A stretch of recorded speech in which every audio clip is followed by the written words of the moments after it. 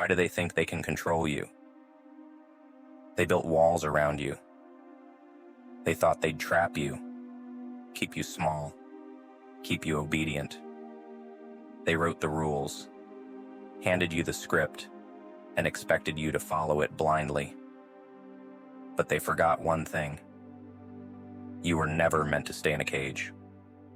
Cages come in many forms. Some are built with words. You can't do this. You're not enough.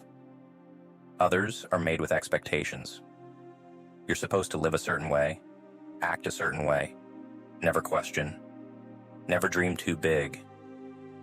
It starts small. They plant seeds of doubt in your mind. They tell you what you're allowed to achieve, who you're supposed to be, and how far you're allowed to go. At first, you listen. You think maybe they're right. Maybe you belong in that small box they've crafted for you. But then you feel it, don't you? That fire inside you. It grows louder, hotter, stronger. It tells you, this isn't your place. This isn't your limit. This isn't your life. Who decided that your dreams were too big? Who said you weren't good enough to rise?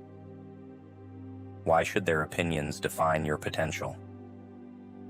You start to realize the truth. Their cage was never about protecting you. It was about controlling you. Because when you're free, when you're unleashed, you're unstoppable, and that terrifies them. The moment you see the bars for what they are, everything changes. The cage loses its power. You stop trying to fit in. You stop apologizing for who you are. You stop asking for permission to live. They'll try to tighten their grip. They'll try to make you doubt yourself again. They'll say, "You've changed," as if that's a bad thing. But you've only become who you were meant to be. Breaking free isn't easy. It's messy, painful, and full of doubt. You'll stumble. You'll face resistance. But every step forward is a crack in their cage. Every defiant move is another piece falling apart. And when it finally shatters, the world won't recognize you.